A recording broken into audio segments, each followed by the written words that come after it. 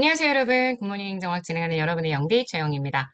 자, 우리 오늘은 행정국가 시기의 이론, 통치기능설, 행태주의, 신행정학까지 크게 세 가지의 이론들을 좀 보려고 합니다. 사실 되게 중요한 이론이고 미국 행정국가 시기 전체를 지배했던 이론인데 기출 비중은 요새 약간 떨어지는 것 같아요. 신행정국가 시기의 이론으로 기출 비중이 옮겨갔기 때문에 여기 파트는 기출 비중이 최근에는 많지 않지만 여기 이론을 잘 이해해주지 못하시면 뒤에 행정학의 최근 이론들을 보시는 것도 어려워서요. 여기 잘 봐주셔야 합니다. 다들 복습 잘 하셨죠? 자, 한번 가보도록 할게요.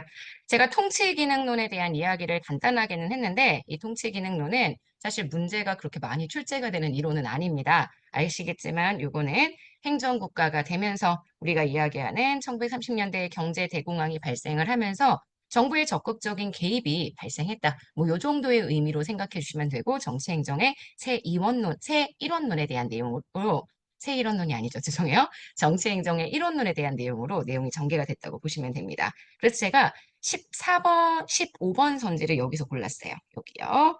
행정부는 정책 입안 기능을 담당하게 되었습니다. 정책을 실질적으로 만드는 기능을 담당하게 되었고요.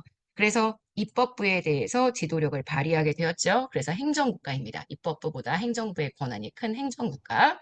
정부의 적극적인 정치 개입이 요구되었기 때문에 이게 지금 통치기능설 정부의 역할이 커지게 됐었던 계기가 된다. 뭐 이런 얘기들이 쭉 나와요. 그래서 특징, 정치행정 이론론이고 고정기행정학 비판했다. 주요학자의 가우스, 애플비, 디모가 같은 학자들이 있다라는 거 정리 잘 했었을 거고요. 그 다음 행태주의로 본격적으로 들어갑니다. 행태는 겉으로 관찰되는 무언가 밖으로 보여지는 행태. 그래서 행태의 정의를 제가 굉장히 중요하게 봤었어요. 여기 나와 있죠. 완전히 밖으로 드러나야 합니다.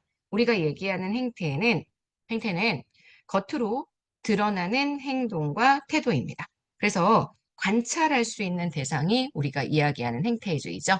행태주의에서의 연구 대상인 행태는 바로 이렇게 밖으로 관찰되는 것들을 봐야 한다. 그래서 제가 이걸 가지고요. 16번 선지를 구성했고요. 그 다음 이 행태주의 학자 중에 가장 유명한 학자가 바로 사이먼이죠. 그래서 사이먼의 행태주의에 대한 얘기들을 제가 쭉 설명을 했습니다. 사이먼의 행태주의 고정기 행정학 비판하면서 이야기를 시작을 했고요. 사이먼이 항상 얘기했던 게 제한된 합리성. 인간의 합리성은 제한되어 있습니다. 합리성이 제약되어 있죠. 자, 그래서 완벽한 최선의 대안을 찾는 건 어렵기 때문에 제가 묻던 만족할 만한 해결책을 찾는다. 이렇게 말씀드렸습니다. 빈칸이 만족할 만한 이렇게 들어가 있어서 좀 어렵지 않았을까 싶은데 저는 요 선지를 읽어보고 싶었었어요. 제한적 합리성 때문에 우리 적당히 타협한다. 그래서 모든 연구를 다 진행할 수는 없다. 그렇기 때문에 사실 연구만 하고 가치 연구는 하지 말자. 이렇게 주장했다고 이야기를 했었죠. 그래서 사이먼이 인간의 행태를 강조했고요. 논리실증주의 강조했고요. 사실과 가치 분리, 새 이원론, 미시적 접근, 사회과학 통합 이런 얘기들을 했는데 그중에서도 제가 18번 선지로 이걸 골라봤습니다. 귀납적 방식. 네, 연구를 귀납적으로 진행을 하죠. 논리실증주의라는 방법을 통해서 과학적인 형태의 연구들을 진행했다. 제가 이렇게 말씀을 드렸고요. 사이먼 행태주의가 정말 행정의 과학성을 추구합니다. 행정이 제한적이기 때문에 가치 문제를 연구하기는 힘들다. 그래서 가치 문제에는 개입하지 않고요. 정치 행정을 새 이원론으로 연구하자라고 주장했다는 것. 이 두 가지가 사실 문제에서는 가장 많이 출제가 되는 내용이라고 정리를 할 수가 있습니다. 이해하고요. 자, 그래서 제가 요거 가지고 여러분 19번 선지를 구성을 해봤어요. 자, 그 다음 20번 선지, 20번 선지는 행태주의가 가지고 있는 공헌과 한계에 대한 이야기로 정리를 했습니다. 그래서 지금 보시는 것처럼 의사결정을 둘러싸고 있는 다양한 인간의 행태, 이 인간의 행태에 대한 것들을 연구하면서 지금 여기 나와 있는 것처럼 다양한 갈등이나 권력이나 리더십, 동기부여, 나중에 3장에서 많이 보시게 되는 내용들인데 거기에 이론을 정립하는 데 기여했다라고 얘기할 수 있고요. 그래서 제가 선지도 봤어요. 행태주의는 여기 나와 있는 기출선지 보이시죠? 행태주의는 행태의 규칙성, 인과성을 경험적으로 입증할 수 있고 설명할 수 있다고 보며 여기까지 맞습니다. 그래서 가치와 사실을 통합하지 않고요. 가치는 분리, 가치를 분리시키고 오로지 사실만 연구하기 때문에 가치와 사실의 통합보다는 분리라고 내용을 설명해 줘야 합니다. 기출선지는 그래서 X가 돼요. 자, 그래서 여기 나와 있는 행태주의 얘기 쭉 하고 그 다음 신행정학에 대한 이야기들을 진행을 했죠. 신행정학 등장하게 되었었던 배경이 무엇이냐? 지금 보시는 것처럼 실증주의적 사회과학에 대한 반성. 너무 여태까지의 사회과학이 실제 증거에 입각한 것만 연구를 하다 보니까 미국 사회의 혼란 문제에 대응할 수 없다. 가치지향적인 그러한 행정학 연구를 할 수가 없다. 사회적인 혼란이 발생을 한다면 이를 대응하기 위한 무언가가 있어야 되는데 그 전에 실존주의는 이런 것들을 할 수가 없었다. 따라서 비판, 이전의 행정학 연구에 대한 비판, 그리고 새로운 개혁, 이런 것들을 행정학 운동으로 가지고 왔다라고 얘기할 수 있고요. 그래서 이걸 가지고 제가 21번 선지를 구성을 했습니다. 자, 그 다음 22번 선지는 요 신행정강의 등장 배경, 요거요. 지금 보시는 여기 파트가 굉장히 문제에 많이 나오죠. 그래서 항상 제가 기억하라고 말씀드렸던 게 뭐였냐면 바로 1971년도 미노브룩 회의에서 나타난 보고서의 결론의 채택.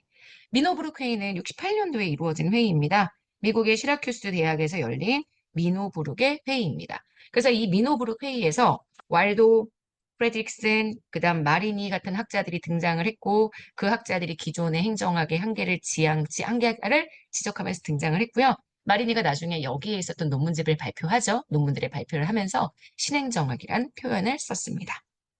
자, 그래서 지금 보시는 여기가 22번이 되고요. 23번. 그러면 신행정학의 특징들이 나타나야 되겠죠? 당연히 정치행정의 일원론 너무 중요하고요. 새 일원론 너무너무 중요합니다. 근데 그것만 보시면 안 되고요. 새 일원론뿐만이 아니라 사회적 형평성을 지향했다. 사회적 불균형을 바로잡기 위해서 차별적인 조치를 행하는 사회적 형평성을 행정의 이념으로 제시했다. 같은 것은 같게, 다른 것은 다르게 우리가 봤었던 행정을 가치의 형평성 내용하고 연결되죠. 이게 23번의 내용입니다.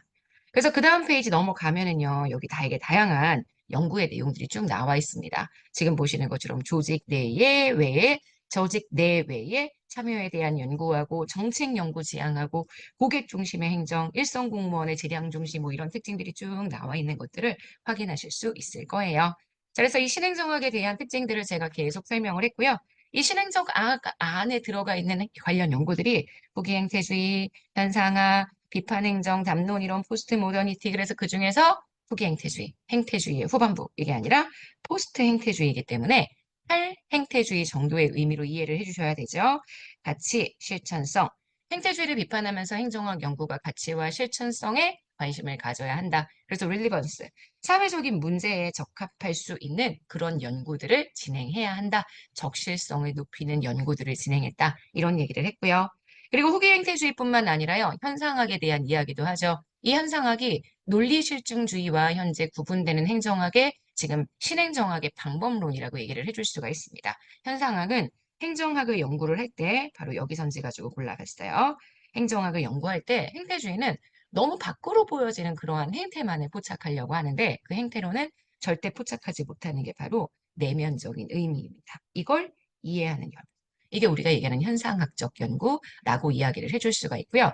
그래서 이 현상학적 연구에서 가장 대표적인 학자가 바로 지금 보시는 하몬이라는 학자입니다. 이 하몬이라는 학자의 행위이론에 대한 얘기들을 가지고 제가 선지를 한번 구성을 해봤어요. 그래서 하몬의 행위이론, 인간의 우리가 얘기했던 행태가 아닌 실질적인 행위를 연구하는 이론입니다.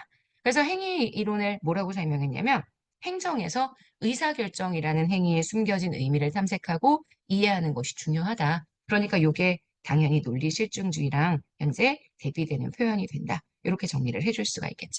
그래서 그에 대한 내용들이 쭉 나와 있어서 적극적 사회적 존재로서의 인간 얘기도 했고요. 주관주의 얘기도 하고 있습니다. 주관주의 뭐냐? 주관적인 의미를 파악하자. 눈에 보이는 행태가 아니라 의도된 행위. 인간의 모든 행위는 다 숨겨진 내면적인 의미가 있기 때문에 그 의도된 행위 내에 초점을 맞추어서 여러 가지 행위의 의미를 파악하는 게 필요하다. 이렇게 정리를 하죠. 그래서 행태주의 연구가 이렇게 행위이론을 중심으로 하고 있는 현상학적 연구, 그 다음 후기 행태주의 연구들을 중심으로 이루어졌다. 뭐 이렇게 내용들을 정리할 수 있고요. 그 뒤에 여러 가지 다른 이론들도 제가 소개를 했습니다. 그러면서 비판 행정학, 비판 이론의 관점에서 행정을 소개합니다. 그래서 비판 행정학 자체에다가 아예 이렇게 빈칸을 채웠어요.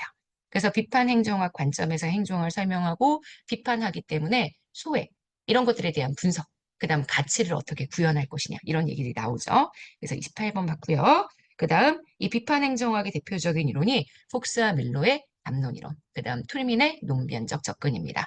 그래서 폭스와 밀러의 담론 이론, 담론에 대한 내용들을 쭉 설명하면서 얘기했고요. 결국 이 담론을 통해서 행정을 진행한다. 시민의 의견을 적극적으로 반영하는 행정을 진행한다는 건 우리가 앞에서도 이미 배웠었던 시민민주주의를 반영한 것이다. 이렇게 얘기할 수 있고요.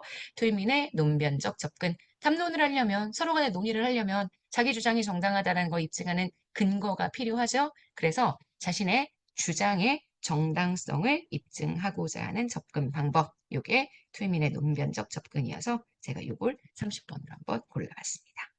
자, 그래서 툴민의 논변적 접근에 대한 의의나 필요성에 대한 내용까지 같이 좀 읽어주셔야 현대적인 행정학이 등장하게 되는 계기들을 잘 보실 수 있다. 이렇게 정리할 수 있습니다. 자, 여기까지 해서 우리 오늘 굿모닝 행정학 마무리하도록 할게요. 여러분, 계속 이렇게 매일매일 복습하는 과정을 통해 행정학이 습관처럼 잘 되고 있는 거 맞죠? 네, 행정학 주요 이론으로 계속 만나도록 하겠습니다. 오늘 하루 정말 여러분 거고요. 우린 내일 아침에 또 만날게요. 여러분, 안녕.